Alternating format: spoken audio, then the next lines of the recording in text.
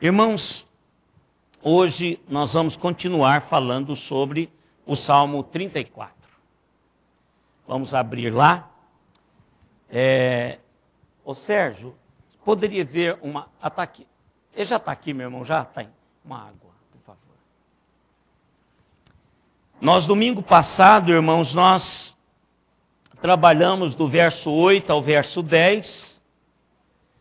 Falamos sobre o convite que o salmista nos faz para experimentarmos aquilo que ele havia experimentado. E para quando provarmos que Deus é bom, quando vermos que essas realidades são realidades que nós podemos experimentar, nós não devemos esquecer que Ele é grande o suficiente e digno para temê-lo, para nós o temermos. Ou melhor, a bondade do Senhor é objeto da nossa adoração. Nunca pense que o Senhor Deus é aquele vovozão que não é digno de adoração e de temor.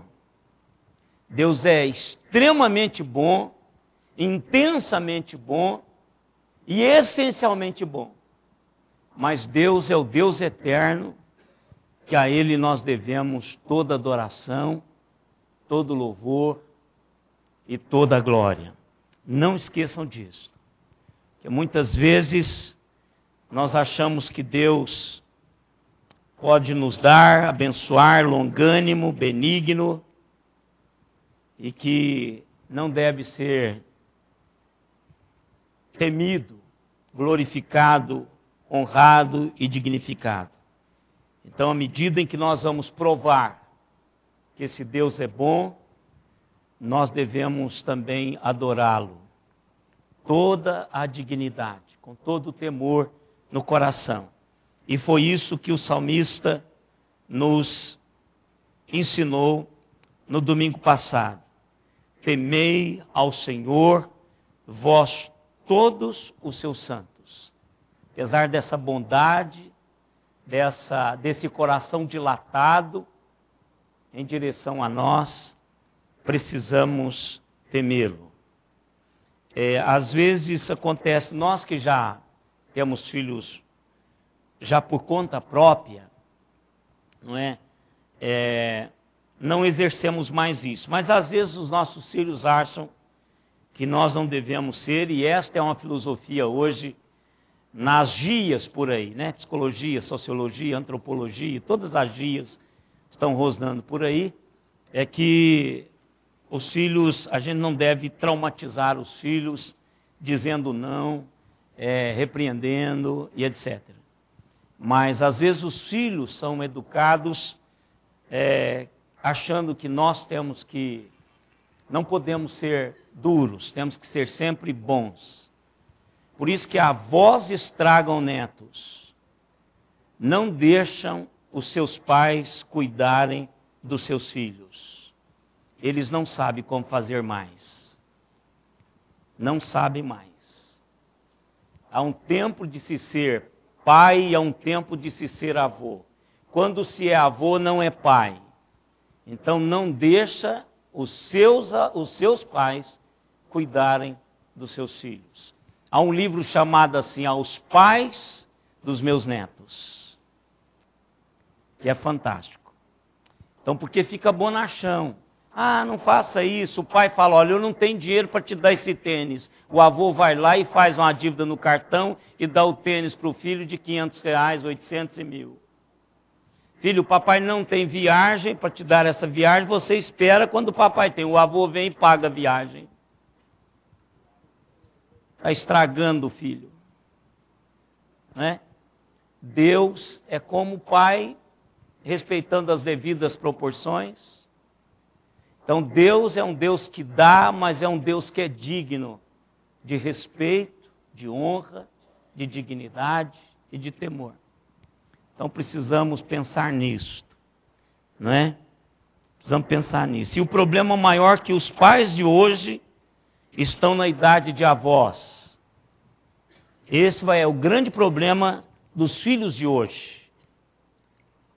Então, vão primeiro atrás das suas profissões, atrás de uma estabilidade financeira, e quando têm filhos já estão com a idade de ser avós. Quando o filho chega, toda aquela estrutura financeira está em função do neto, filho-neto. E às vezes a gente paga um mico tremendo, quando você encontra com alguém, por exemplo, encontrei com uma pessoa que vocês conhecem muito, não vou dizer o nome, porque está sendo filmado e transmitido, né? Porque se a gente estivesse particularmente aqui, eu diria o nome. Mas, quando eu vi a pessoa, tinha um desses pimpolhozinhos bonitinhos no carro, e claro que eu não pergunto mais, de todo o coração. Mas automaticamente ele já veio logo ao encontro, porque a mulher estava ao lado do Caim, ele já veio ao encontro. O senhor já conheceu meu filho? Ele já é avô, ele deve ter idade para ser avô há muito tempo. Então ele tem aquela pressa imediatamente de dizer que aquele não é o neto, mas é o filho. O neto da caçula, não é o neto da caçula, é minha filha. Ou é o meu filho da velhice, não é? Então ele vai tratar esse menino prejudicialmente como avô. A Bíblia diz que a gente precisa de caminhar sem queimar etapas. Hoje nós vamos falar um pouquinho sobre isso à noite. Há tempo para todo o propósito debaixo da terra. Se você tem filho na adolescência, está errado. Se você tem na velhice, esse menino vai sofrer. Não vou dizer que está errado. Vai ser problema seu e dele, você com 80 ou 70 e ele adolescente. Nós estamos numa época em que devemos respeitar a escolha do outro, mesmo que ele estiver indo para o inferno ou estragando a vida do outro. Uma coisa é respeitar, outra coisa é fazer parte, é ser conivente, né? Eu respeito as decisões das minhas filhas, mas elas não ficam sem ouvir.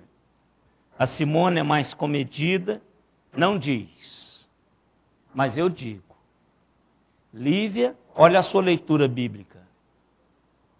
Lívia, aprenda a orar com Francisco quando vocês saem para o viagem, porque a partir de agora eu não vou orar mais por vocês.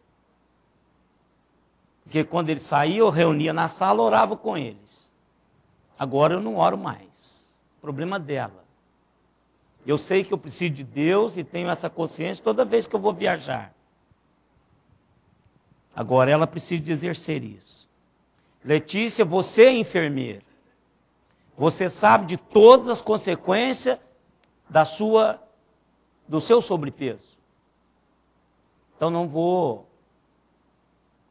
eu não sou conivente com isso. Choro todas as vezes que eu lhe vejo aumentando de peso. Mas ela precisa assumir sua responsabilidade. Claro que a hora que eu estiver velho, ela vai estar com todas as consequências do que ela foi desobediente. Aí eu tenho duas opções: ou deixá-la assumir essas consequências e tomar conta da sua vida, ou sofrer com ela. Aí quando eu estiver velho, eu vou fazer opção do que eu vou fazer, não é? Fazer as nossas escolhas, somos livres, mas as consequências, não. Não somos. As consequências virão porque escolhemos isto. Não tem como, né? Então precisamos, como pais e não como avós. A Bíblia diz que a alegria dos pais é o filho dos filhos. Só isso. Não diz para você educar os seus netos. Infelizmente, hoje os filhos estão fazendo isso, estão estragando esses meninos. Vamos voltar ao texto. Verso 11 até o verso 14. salmista assume agora um papel de rei, de paizão, que na realidade era a perspectiva do substituto daquele que era o pai da nação de Israel. O povo queria um rei, e o papel do rei, do que governa, era exatamente o papel do provedor, daquele que referendava, deferia ou indeferia aquilo que era bom para o povo. Então, era o papel do paizão. Essa é a perspectiva bíblica com relação aos governadores, aos que legislam, aos que executam. Então, que estes homens e essas mulheres devem trabalhar para o povo. Isso é um lema da democracia, mas é um lema da teocracia. Deus é bom, e é bom para com todos. Ele é efusivamente bom para com todos os homens. O amor de Deus é dilatado em direção a todos os homens. Por isso que ele define a graça especial e a graça comum. A graça comum Deus derrama todos os dias sobre pecadores, sobre ímpios, sobre justos e pecadores justificados. Então Deus é bom para com todos. Então Deus exerce essa perspectiva de pai, que é bom, mas precisa ser respeitado, precisa ser dignificado, precisa ser glorificado. Então agora o salmista assume isso. E o gostoso que assume isso dentro de uma experiência pós-caverna. Ele diz, olha, sabe o que o tempo em que eu passei lá foi um tempo de reflexão. Eu vou dizer para vocês o que eu aprendi. Então nós temos batido aqui que a caverna só é boa por causa do pós-caverna. Né? Quando passamos por uma doença e recuperamos, quando fomos protegidos de alguma maneira por alguma coisa que iria acontecer e não aconteceu, quando fomos salvos por alguma coisa, a gente volta com aquela coisa assim, agora eu sou nova criatura, agora eu mudei a minha perspectiva da vida, e às vezes muda mesmo, mas outras vezes só muda quando você está sentindo aquela sensação de dor, aquela sensação de medo, de morrer. Mas depois, quando o tempo passa, aquilo apaga e você continua vivendo do mesmo jeito que você viveu antes da caverna. Mas o bom da caverna é exatamente isso, que nos leva a fazermos reflexões. Não só sobre o que nos levou para lá, mas como é que eu vou fazer da minha vida a partir do agora. Quais são as diretrizes, o que eu vou postar como princípio, como paradigma da minha caminhada a partir de agora.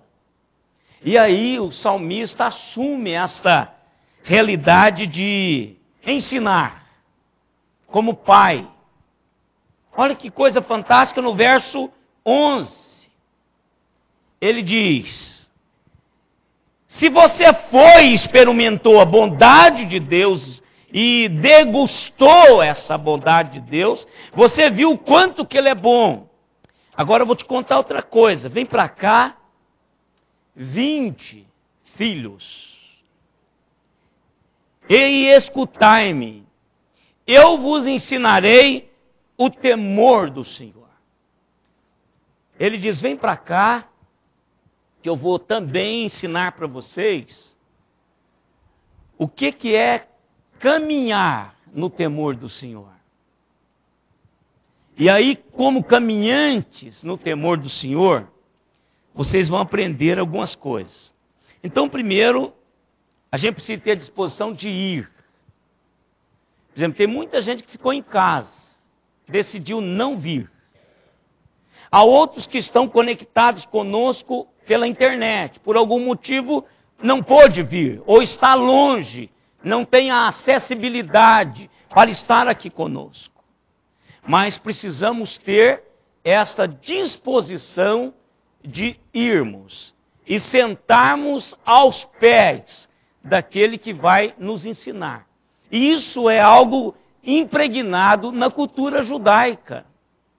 Então, o judeuzinho, ele está acostumado a sentar horas para o aprendizado, tanto em casa, quanto nas sinagogas, quanto nas escolas.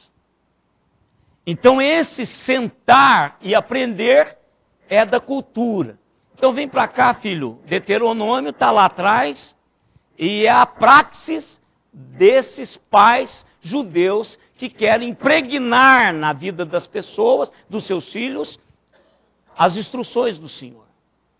Primeiro, Deuteronômio 6 diz que isso tem que estar nos seus corações, na sua alma, e depois você passa isso inculque isso nos seus filhos, ou para os seus filhos. Então ele nos chama para aprendermos e escutá-lo sobre o que ele tem a nos ensinar, o temor do Senhor. Ensinamento útil, irmãos. Instruções da palavra de Deus são ensinamentos que nos ensinam como viver e como morrer.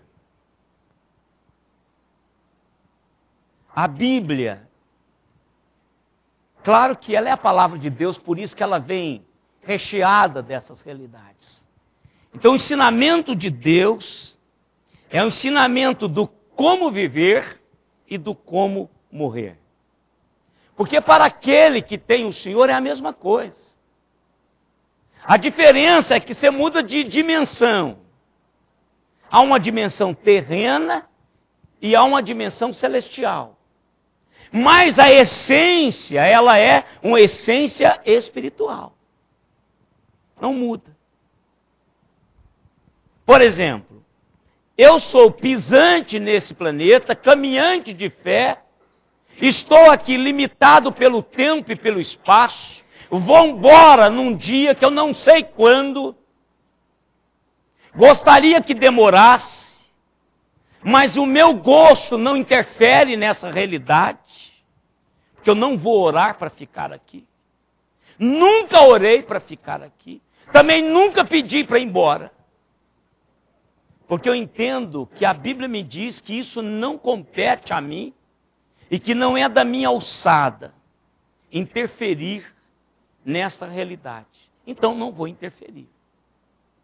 Eu confio o suficiente em Deus para carimbar que já está carimbado. Ainda bem que eu não sei qual a data, não consigo me virar de costa para ver o carimbo, não é? Está no fundinho da minha existência, eu não consigo ver isso. Então, eu vou aguardar, vou esperar. Mas Deus diz que isso é da competência dele. Então, o que acontece, irmãos, é que este pisar meu aqui, ele é espiritual. Embora estando na dimensão terrena. Então, a essência espiritual é a mesma, só que muda é a dimensão. Porque aqui eu antegozo a eternidade. A Bíblia diz que ao aceitar a Jesus, eu tenho a vida eterna. Não diz que eu vou ter. Não diz que virá. Ela virá plenamente, porque eu ainda não a tenho absolutamente. Não tenho. Porque se eu a tivesse absolutamente, eu não pecaria mais. Eu não seria mais fragilizado. Eu não teria esse vestimento biodegradável. Eu já estaria glorificado, porque esta é uma das marcas da eternidade absoluta que Cristo conquistou na cruz para mim. Então esse caminhar aqui é um caminhar espiritual, embora a diferença. Então o ensinamento da Bíblia não é só um ensinamento para vivermos, mas é um ensinamento também como morrermos. E agora o salmista puxa essa realidade para ensinar-nos como vivermos. Verso 11, aliás, o 12, diz assim: quem é o homem que ama a vida e quer longevidade para ver o bem? Todos nós. Acabei de dizer isso. Eu já me acho extremamente privilegiado. Todos os dias eu não canso de dizer para Deus: Deus, muito obrigado. Se eu for embora hoje, claro, eu não operei a reta escavadeira. Mas o que importa, operar uma reta escavadeira ou não? Isso não tem muita importância. Mas tudo quanto eu precisava, eu tenho. Tudo quanto qualquer homem que pisasse nesse planeta queria, eu tenho. Eu tenho casa, eu tenho uma esposa fantástica, fiz um casamento fantástico, eu tenho filhas fantásticas, eu tenho um trabalho fantástico, eu tenho diplomas de universidade, eu estudei, eu tenho pais fantásticos, eu tenho irmãos fantásticos, eu tenho sobrinhos fantásticos, eu tenho irmãos da igreja fantásticos, alguns nem tanto, mas fantásticos.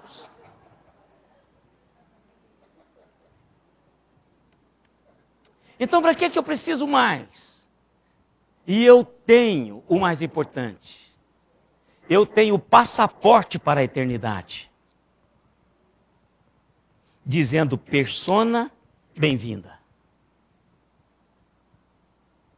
Porque Cristo já me deu esse passaporte para a eternidade. Então, irmãos, o que eu aguardo é o que virá para a eternidade. Porque tudo que vai vir depois disto é só adorno. Só adorno. O Bet Shalom, chupar jabuticaba no pé, põe a laranja no pé, né?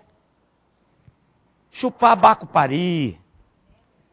Eu não estou xingando ninguém.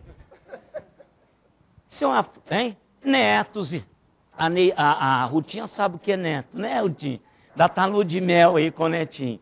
Ele ainda não quebrou nada em casa, netinho. Então,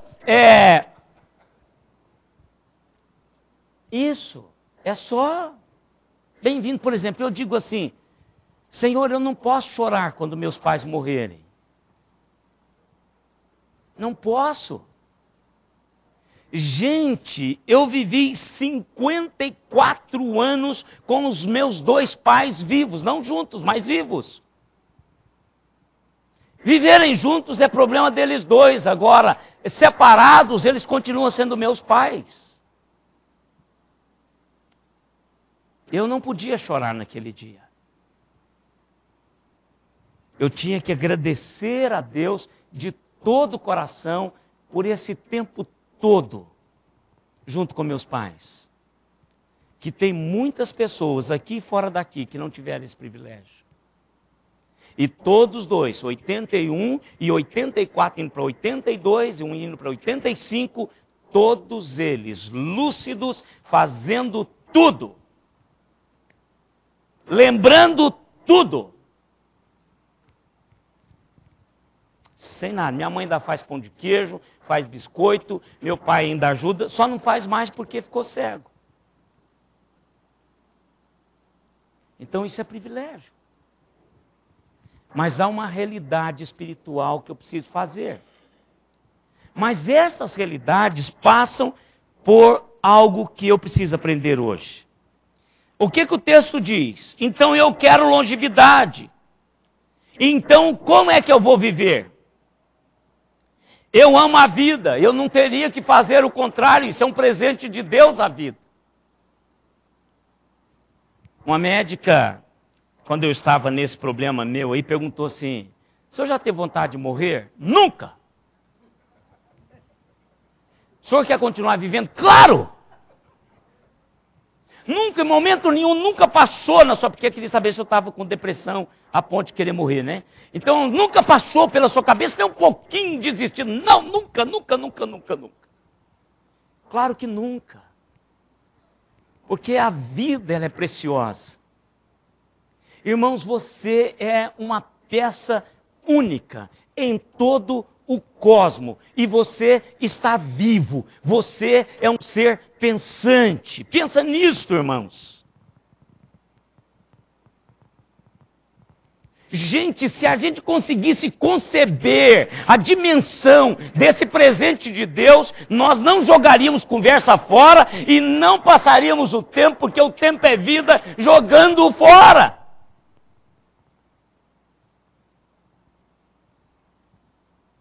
A Globo não teria ibope nas suas enxurradas e lavagens, nas suas promoções da imoralidade, da lascívia, da luxúria, propagando aquilo que Deus nunca sonhou, para mim, para você e para ninguém. Por quê? Porque nós estaríamos conversando lá de fora, nós estaríamos visitando todas as noites amigos e irmãos que poderão ir embora a qualquer tempo e nós não os veremos por um tempo. Mas nós gastamos todas as noites, nós não, quem gasta? Todas as noites, horas preciosas, das 6 às 10h30. Eu fiquei maluco. Aquela porqueira termina 10h30 da noite. Uma porqueira que tem por aí que termina 10h30 da noite. Que eu não posso falar o nome. Fui proibido de falar o nome. Não posso, está sendo gravado e transmitido. Não é? Então, a vida é preciosa. Eu amo a vida e preciso entender que essa vida é única. Ninguém mais vai pisar nesse planeta como eu, irmãos. Ninguém mais vai pisar nesse planeta como eu. Já pensou nisso? O que eu vim fazer nesse planeta, ninguém mais poderá fazer. As pessoas que eu vou influenciar, as pessoas que eu vou transmitir a realidade de Deus, da mesma maneira que eu faço, ninguém mais vai pisar nesse planeta. Quando eu for embora dessa igreja, essa igreja nunca mais terá um pastor como eu. Nunca mais. Quando essa igreja que estiver completando 230 anos, eu serei história dessa igreja. Só isso. O pastor, se Jesus não voltar até lá, dos 232 anos, não será como o do 132. Aliás, nós estamos 134. Não será. Porque, irmãos, eu sou único. Eu sou o único marido, eu sou o único pai, eu sou o único amigo, eu sou o único pastor. Não vai pisar outro nesse planeta igual a mim. Não vai. Não vai pisar, irmãos. Por isso que eu amo a vida. E eu não posso acabar de estragá-la. Deus me fez como uma pérola única. E eu tenho um começo e tenho um fim. Aqui nesse planeta. Então aquele homem que ama a vida e quer longevidade, quer ver o bem, precisa aprender a viver bem. A viver bem. Você não tem como achar, irmãos, que o NEM teria outro fim, a não ser o que ele está tendo. Não precisava, não tem como. O Cabo Bruno tornou-se pastor. Eu não posso questionar a sua conversão, mas não tinha como ter outro fim. Não tinha. Não tinha. A vida é isso, irmãos. A vida é isto. Então eu preciso de caminhar, sabendo como viver, porque eu amo a vida, eu quero ver o bem, eu quero fazer as coisas. Alguém diz assim, pastor, ninguém sabe que eu existo. Eu falei assim, é algo que eu já recebi, já estou passando do mesmo preço que eu comprei. Deixa de pagar a luz, deixa de pagar a água, você vai ver, todo mundo vai ficar sabendo que você existe. Você vai para a lista dos maus pagadores, aí todo mundo deixa de pagar a prestação lá na caixa, deixa de pagar o seu financiamento, deixa de pagar o seu carro, para você ver, as pessoas vão ficar sabendo que você existe. Eu preciso de aprender a viver bem. E agora o salmista, irmãos, eu gosto desses entrementes. Eu fico pensando assim, quando eu estou lendo a Bíblia, para a minha própria meditação, aí eu separo algumas pedras e falo, algum dia eu vou pregar sobre isso.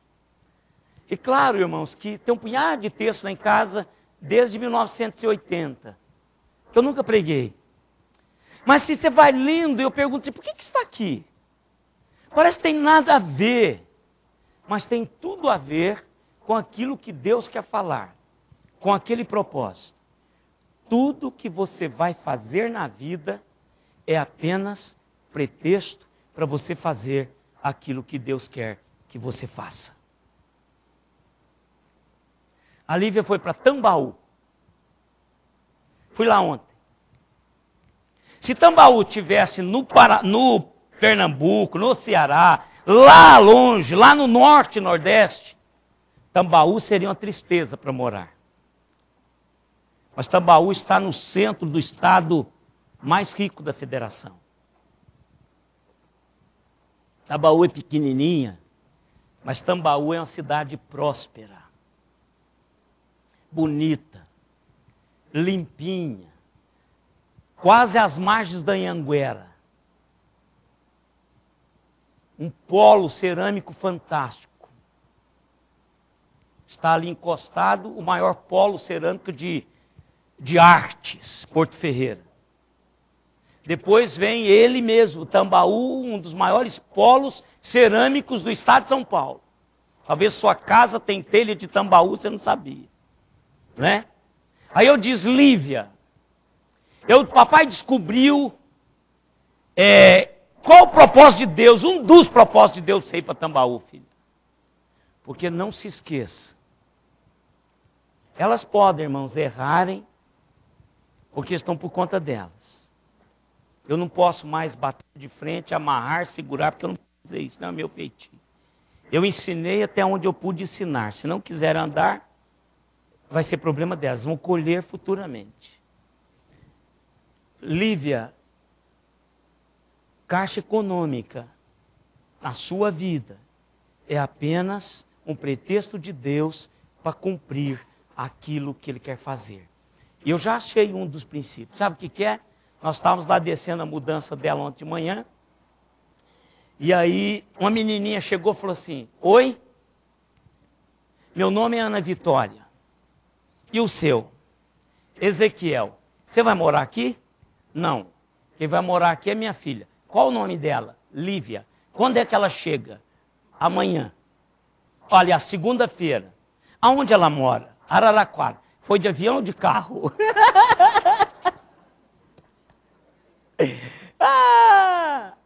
Aí a Lívia morre de medo.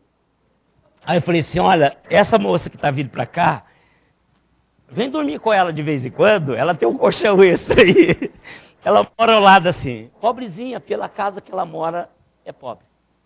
Aí tudo bem, conversa vai e tal. E aí, na hora nós fomos sair, a Simone tinha levado as bolachinhas. Não tem um menino pobre nessa vida. Estou dizendo que eu já estive lá, gente. Que rejeita um pacote de bolacha. Aí a Simone, pau o pacote de bolacha. Não, muito obrigado. Eu já comi. Obrigado. Eu olhei para ela e falei, gente, cheguei e não deu outra. Lívia, lá tem uma menininha chamada Ana Vitória. A mãe dela chama Paula, mora ao seu lado direito. Ela é um dos seus alvos. Fale de Jesus para essa menina. no ponto. Igual os nossos toquinhos aqui, no ponto. Para ouvir de Jesus. Então, se você quer viver, você precisa descobrir o que Deus vai fazer. E uma das coisas que Ele nos fala aqui, e eu quero começar hoje, é no verso 13. Gente, como Ele bateu pesado aqui no negócio. Como diz aí o verso 13...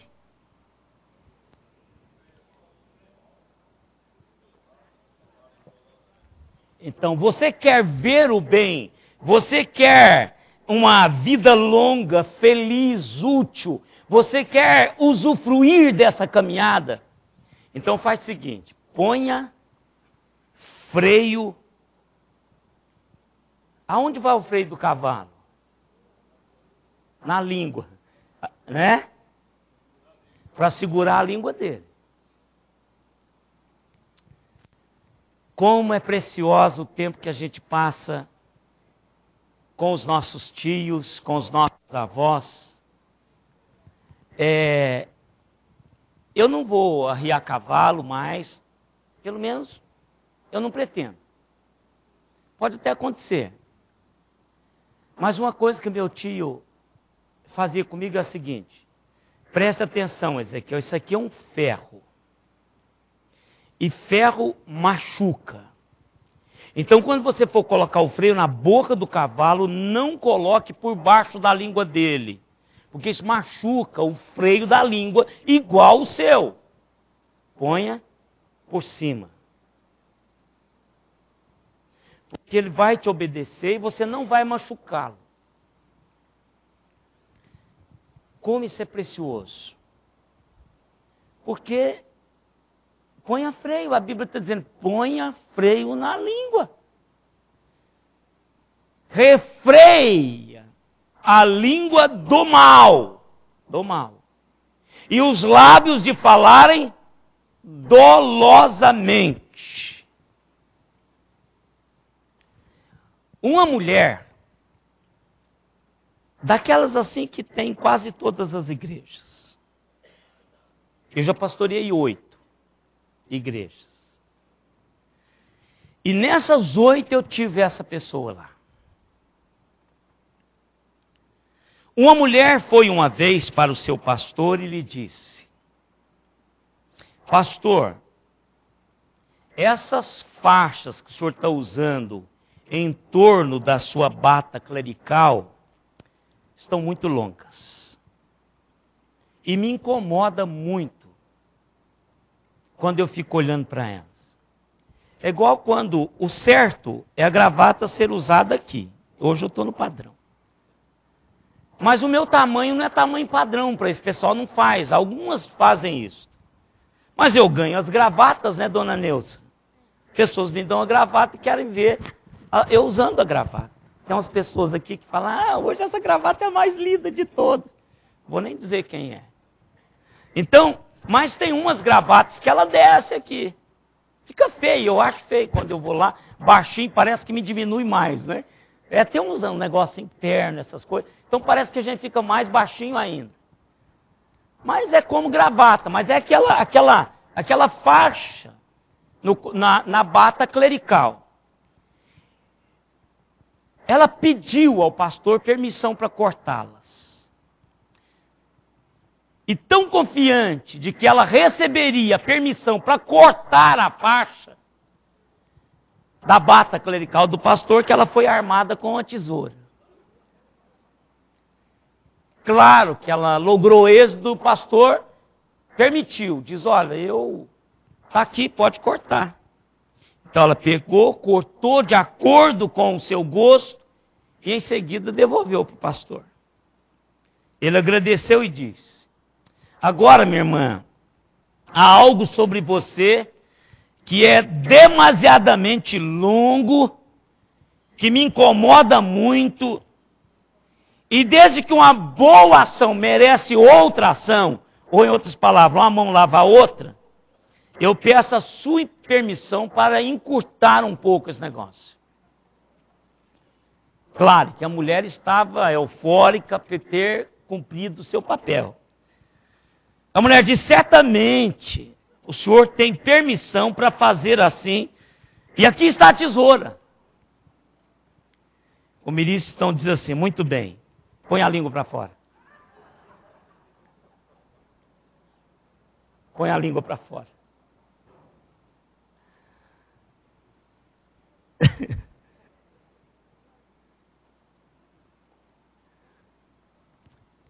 A coisa mais difícil, irmãos, na vida de fazer é controlar a nossa língua. E tem hora que coça para dizer alguma coisa, não é? Como é difícil. Graças a Deus eu já tenho essa bênção. E às vezes eu perco ela. Mas no geral eu consigo controlar. Eu deixo para dizer depois. Ou eu não digo nunca. Então eu vou pesar na minha casa, se é da minha alçada, se não é. E qual o buraco que eu vou provocar. Se eu não conseguir entupi-lo, eu vou ficar calado. Não é? Alguém disse o seguinte, que normalmente o primeiro parafuso que fica solto na cabeça de uma pessoa é o que controla a língua. Então as pessoas perdem o controle da língua porque o parafuso saiu. Benjamin Franklin é um dos homens que eu leio e gosto, a semelhança de Rui Barbosa e muitos outros. Qualquer coisa que eu vejo de Benjamin Franklin, mesmo achando que algumas coisas não foram dele, mas esses americanos são assim como os brasileiros também. Então, mas você lê a si mesmo, né? E traz, como eu não estava lá, eu vou entender que foi Benjamin Franklin que disse. Porque se ele faz parte do perfil dele dizer isso. Ele diz: ensine o seu filho a segurar a sua língua. E ele vai aprender rápido o suficiente para falar. Ensine o seu filho a segurar a sua língua. E ele vai aprender rápido o suficiente para falar. Se você não consegue colocar dentro da boca e segurar a sua língua, você vai falar coisa que você não vai gostar depois e você vai sofrer as consequências. Lá na anatomia, no primeiro ano de odontologia, eu já contei isso para vocês. Tem lá o estudo da função dos dentes. E os segundanistas disseram o seguinte: o doutor Renato faz essa pergunta em toda a primeira prova de anatomia. Pode estudar. E aí, naquele dia, o doutor Renato fez uma prova oral. A área de medicina tem muita prova oral. Porque você precisa expressar o que você aprendeu, não só pôr na ponta do lápis. Então tem muita prova oral. Pelo menos a FOP, ela dava muita prova oral. É uma tendência da faculdade. E o doutor Renato perguntou: Ezequiel, pastor Ozanam, me chamar de pastor Ozanam. Pastor Ozanam, me diga a função dos dentes. Eu dei todas as funções mastigatórias, função de mastigação, né? A função estética, tal. E eu disse assim: prender a língua, doutor. Ele olhou na apostila. Onde você arrumou isso, cara?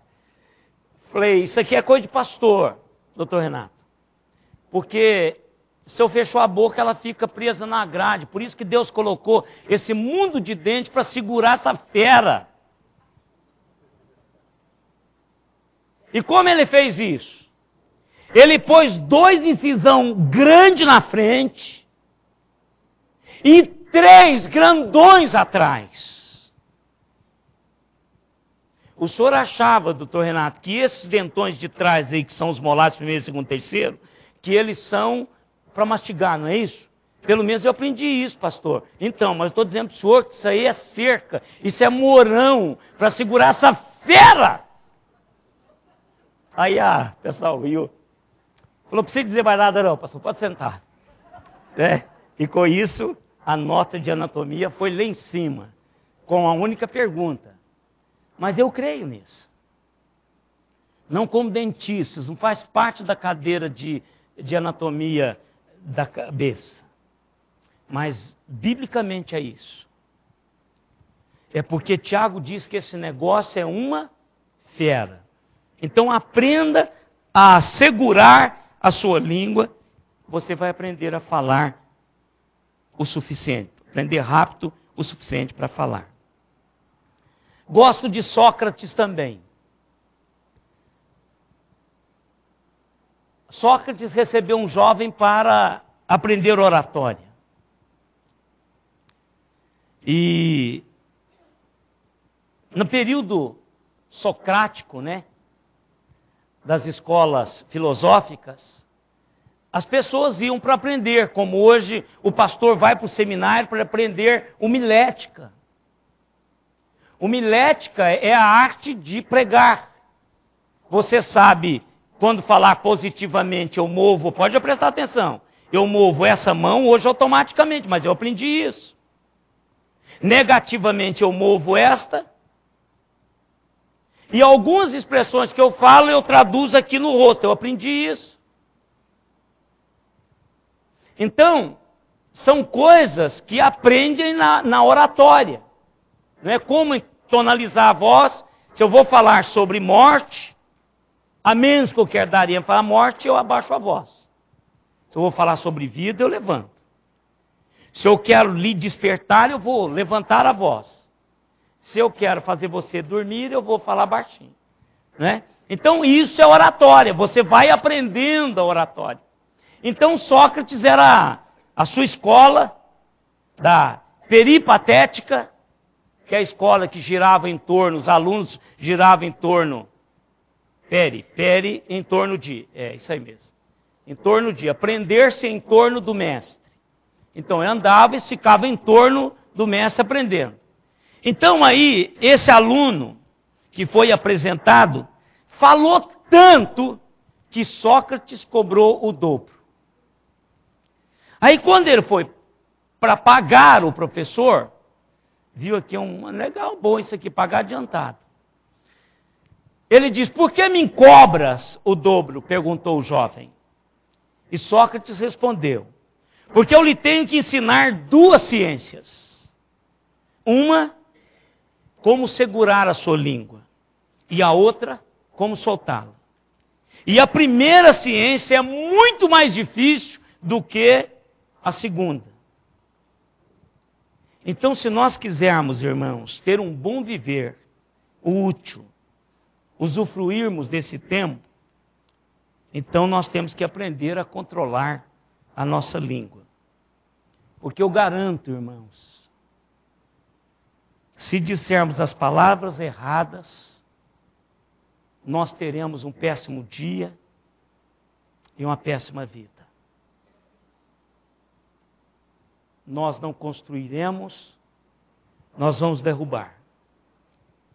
Nós vamos machucar e não curar. Então o salmista quer que eu e vocês hoje aprendamos essa realidade. Mas eu sei que vocês são doutores nisso aí. Então me diga alguns pecados da língua.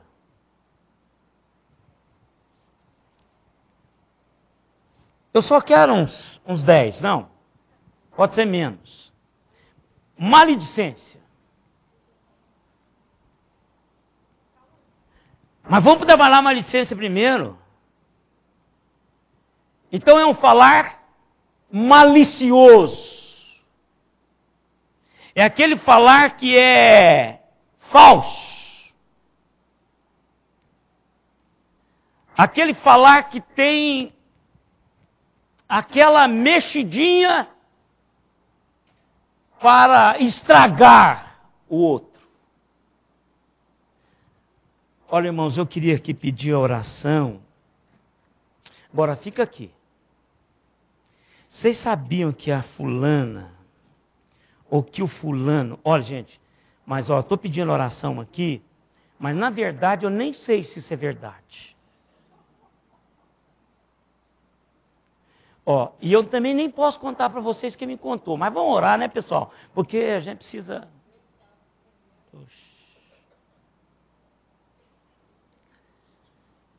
Sabe a peneirinha das informações? É aquela assim, é verdade. Pastor, quer contar um negócio para o senhor? Então tá, meu irmão. Se eu sei que está vindo assim, alguns eu ouço sem fazer isso, mas outros eu pergunto. É verdade? Ah, bem, eu não sei. Então não fala, meu irmão. Se não for verdade, então não... Eu falei para a Lourdes, cadê a Lourdes? Do Eliézer. Eu falei para a Lourdes no aniversário da Lourdes, pobrezinha, ela deve ter ido para casa assim, nossa, no meu aniversário de 50, o pastor acabou comigo esse negócio. Mas eu falei para a Lourdes, uma das coisas que eu fiz depois que eu completei 50 anos, e à medida que o tempo vai passando, eu faço mais isso, eu vou ficando mais criterioso. Eu não jogo conversa fora, irmãos. Não jogo. Eu não fico conversando abobrinha. Você não me vê conversando abobrinha. Se sai abobrinha, você vai me ver longe da conversa. O pastor já saiu já? Porque o negócio pode chegar a essa conclusão, irmãos. Não dá para ficar. Não dá para você ficar remoendo nesse tititi, nessa conversa. Então, 50 anos dá para você dar uma peneirada. Então, é verdade. Se não for, acabou a nossa conversa. Eu não estou por suposição. Ah, o ladrão pode entrar aqui. Não, meu irmão, para com isso. Não entrou. Não entrou, para com esse negócio. Não dá mais. Vamos supor. Que supor, irmão? Supor o quê? Não vai, eu não sei se vai acontecer. Por que eu fico gastando meu neurônio? Vou perder sono, vou perder o meu tempo, supondo. Não vou. Segunda peneira. Passou. É verdade. O irmão estava lá. Você é testemunha ocular desse negócio?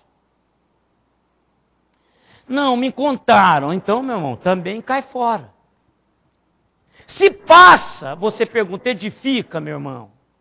Você me contando isso vai trazer proveito para o meu crescimento, para o seu, para aquilo que nós vamos conversar. Vai fazer bem. Bem, pastor, para mim não fez. Então não me conta. Fica só você com esse negócio. Isso é uma maneira de você peneirar a conversa, de você não dar corda. Mas o problema, irmãos, que tem um negócio impregnado na gente e que é igualzinho ao apêndice. Ele está aqui quietinho, nunca me deu problema em 54 anos. O da senhora já deu problema? Nunca deu. Olha, a irmã Maria Augusta fala assim, a 50 é nada, pastor. O meu nunca deu problema. Está aqui esse pedacinho de tripinha que está aqui. Agora, se eu começar a fazer algumas coisas para estimulá-lo, ele pode criar algum problema. Somente se eu já tiver tendência para isso. Né? O problema nosso é que chama-se curiosidade. Ontem aconteceu um acidente na hora que eu estava passando por São Carlos. Por São Carlos. O que amontoou de gente para ver o cara todo ensanguentado, da cabeça aos pés. Não está escrito, atrapalhou o trânsito. O que é isso, irmãos? Pensa para mim. Por que eu tenho que ver um ser humano que sente dor, que eu imagino o que está passando na cabeça dele? Eu não posso dar uma palavra de conforto, porque os médicos estão ali, agora não é palavra de conforto, agora é médico. Precisa do doutor Hildo, precisa do plantonista, precisa do neuro, precisa de um punhado de gente ali perto dele, não de pastor. O que eu vou fazer ali, gente? Mas nós temos esse detector de curiosidade. curiosidade. Sabe por quê que uma das lavagens daquela emissora que eu estava falando anteriormente, que eu não vou ficar repetindo o nome dela, pega as pessoas, amanhã tem mais. E o cara fica contando as horas para amanhã. Eu vou já assistir o Jornal Nacional. Aí ele já fica até saber. Sabe por quê? O que eles fizeram nas novelas? Exatamente isso. Aguçou a sua curiosidade. Aí eu quero saber quem matou fulano. Eu quero saber o que vai acontecer com fulana ou com fulano. Porque ontem foi fantástico. Senhor? Sim, é isso. É isso. Exatamente. Para aguçar o quê? Curiosidade. Aí tem uns que falam assim, conta. Irmãos, ou fez. Eu acho que o Twitter é pior, né? O Twitter é aquele que conta tudo. Tu tem gente, irmão, pelo amor de Deus. Isso está afetando até a nossa igreja, sabia? Facebook. A nossa igreja está com problemas por causa disso. Gente, desgruda dessa fofocaiada. Para com isso. A vida tem que ser privada. Tem um punhado de coisa que a minha vida vocês não podem ficar sabendo. E nunca vão ficar sabendo. Deus nos criou assim, coisas podem ser públicas e outras são privadas.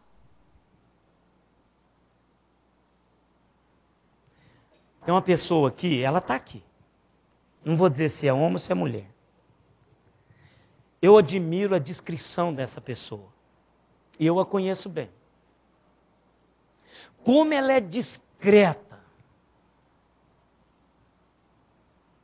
Discreta. E é uma das qualidades que eu admiro nessa pessoa. Claro que não é só ela, tem muitas pessoas discretas aqui nessa igreja. Então, irmãos, vamos peneirar esse negócio e vamos aprender. Então, malicioso é esse cara que faz. Vou ler alguns textos sobre malícia. Salmo, que o malicioso é o falso. Sabe disso, né? Fala falsamente. É aquele que joga para orar, mas... Salmo 10, verso 7. Salmo 37, 3. Olha lá, o que diz lá? 37, 3 está pertinho do 34 aí, ó.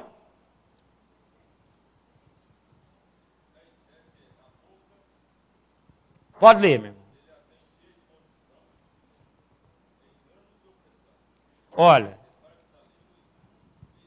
Olha aí. Então a sua boca traz isso.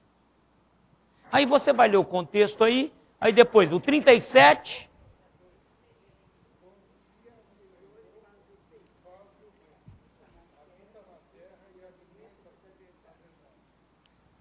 Não, irmãos, eu falei, é 30. Porque não é esse aí, né, minha irmã? Falou, o que o pastor achou? 37 e 30, irmã Maria Setúbal. É. Isso.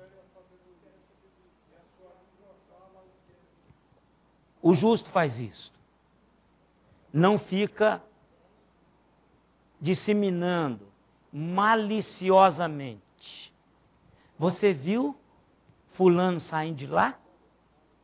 Isso é malicioso. Isso é malicioso. Isso é malicioso. Você viu que fulano está conversando muito com o ciclano? Isso é malicioso, irmãos. Isso é malicioso. O que será que está acontecendo? Viu lá, está sentando muito junto. Isso é malicioso. Não há verdade, não há nada que gera. Isso é malícia. Isso é pecado da língua. Quer dizer, eu vou disseminar e depois você não consegue consertar esse negócio, não consegue trazer isso de volta. Mas vamos mais. Qual outro pecado, além de malícia? Hein? Blasfêmia. Blasfêmia. contra Deus. Deus diz o seguinte: esse povo faz o quê? Com os lábios, mas o seu coração está longe de mim. O que Jesus fala do coração? A boca fala do que está cheio o coração. Então, muitas vezes, nós blasfemamos contra Deus. O que tem de blasfêmia não está escrito. Olha, uma das grandes blasfêmias que nacionalmente é conhecida: o cara lá de cima. Isso é blasfêmia. Deus é digno de toda a honra e de todo o louvor. E não é um igual a mim e a você. Se eu chamo a presidente Dilma de Vossa Excelência, eu vejo muito bandido no Congresso brasileiro chamando outro bandido de Vossa Excelência. Não é bem assim, Vossa Excelência. O cara é ladrão, declarado pelo Supremo Tribunal Federal de Justiça. E chama de Vossa Excelência.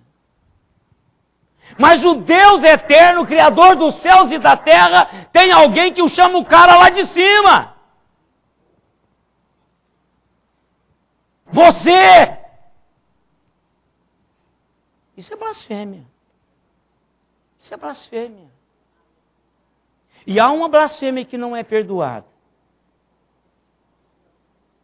que é a blasfêmia contra o Espírito Santo de Deus.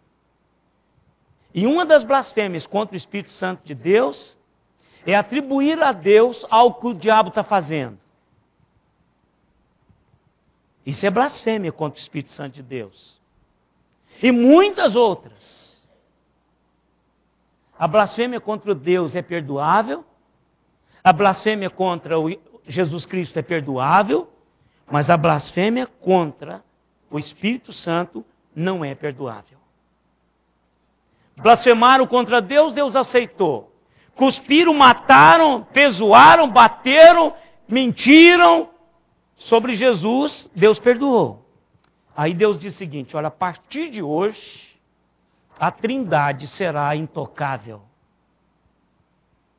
Qualquer um que blasfemar contra o representante da Trindade, que atua e está hoje no planeta, não terá perdão.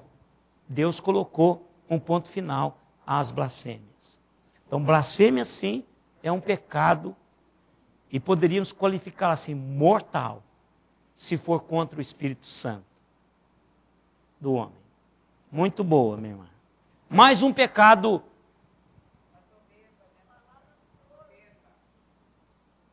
É a soberba. Ela pode ser traduzida, mas ela é mais nariz empinado, aquela coisa muito assim do eu sou, né? Qual que é quem diz aqui? Palavras torpes, que nós poderíamos colocar profano, um falar profano, vulgar. Palavras torpes, palavras podres. Não tem pessoas que têm assim, um palavreado vulgar? Como são baixo o escalão. A Globo diz que isso não tem problema. Por isso que tem esse negócio lá, aquela lavagem, última lavagem que eles servem para os porquinhos, cheia desse negócio. Palavreado baixo escalão. É feio, denigre. É horrível, irmã, mas porque a senhora é muito dócil. Isso aí fere a senhora de uma maneira... É uma lady, né, irmã? Verdade, é isso mesmo. Não é? Então, palavreado podre. Eu não consigo conviver, irmãos. Se eu vou num local, aquele local é carregado disso, eu só fui aquela vez. Graças a Deus eu moro num país livre. Eu não preciso, então vou votar agora mesmo livremente. E eu posso ir no lugar uma única vez. Eu posso comprar de uma pessoa uma única vez na vida. Eu posso optar não comprar nem aquela que eu estou lá. Pode estar no carrinho, eu deixo o carrinho lá. Posso estar um negócio palavreado, se eu entender que não deve, eu desfaço. Eu tenho direito de fazer isso. Então, quando eu e vocês estivermos falando, cuidado com as palavras podres. Mas o que deve sair dos nossos lábios deve ser o quê? Não palavras torpes, mas que edificam, que constroem, que bendiz, que levanta o ânimo, que constrói realidades de Deus na vida das pessoas. Outro pecado da língua. Ira, como isso cospe ira. Para mim você morreu! Isso é ira manifestada, ódio, traduzido em palavreado. Irmãos, como isto fere. Como isto fere. E às vezes, irmãos, isso vem carregado de uma realidade que nós não gostaríamos de dizer, de fato e de verdade. Quando a ira, você põe para fora um punhado de coisa que se você estivesse pensando, você não falaria. Aí depois sabe o que vem? Olha, ontem, aí já foi. Vocês conhecem da galinha preta, não conhece? Não é aquela lá da encruzilhada, não. É outra. A mulher chegou para o pastor e disse assim, pastor,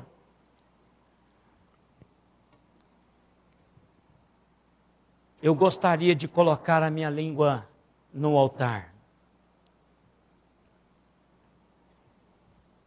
Após uma mensagem como essa, mas ele estava pregando em Tiago 3.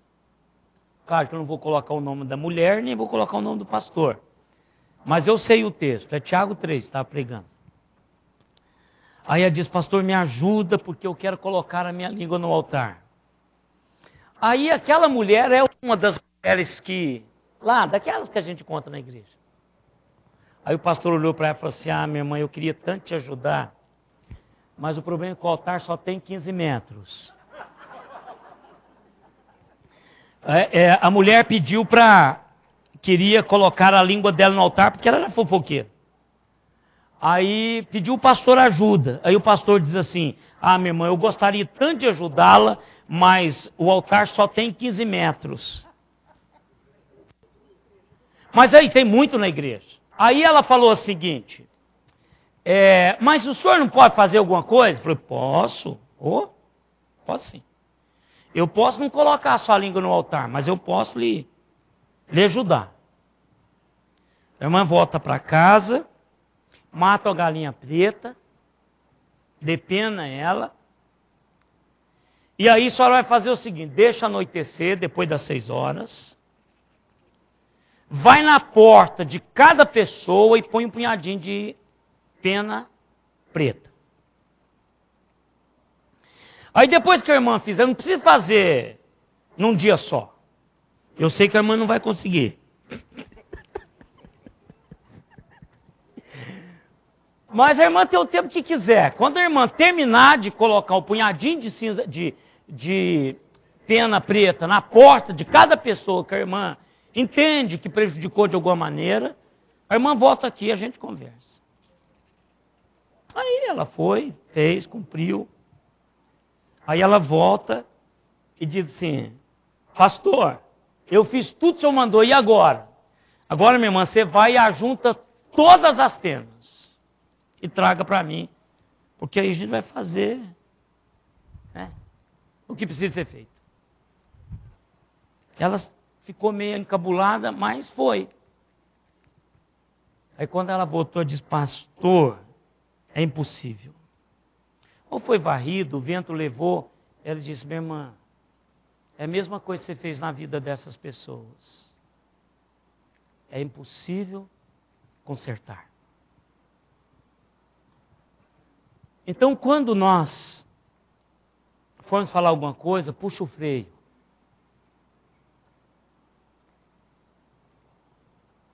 Sem freio, o cavalo não te obedece. A Bíblia diz assim: de outra sorte, o cavalo não te obedece, sem freios, sem cabrestos. Então, meu irmão, vamos começar. Quer ter um bom viver? Põe freio. Você diz, pastor, o senhor nunca sentiu vontade de dizer poucas e boas já? Como já? Vocês não imaginam o quanto que eu engulo para não falar. Às vezes eu falo quando sinto que o Espírito de Deus está dirigindo para falar. Mas quando não, quando é na carne, eu não falo. Porque eu não vou conseguir tampar o buraco ou recolher as penas. Então, começando esse princípio, introduzindo é isso que eu quero que os irmãos comecem a pensar. Isso é só uma introdução. Domingo que vem a gente continua no freio, refreio, ou ponha freio na sua língua.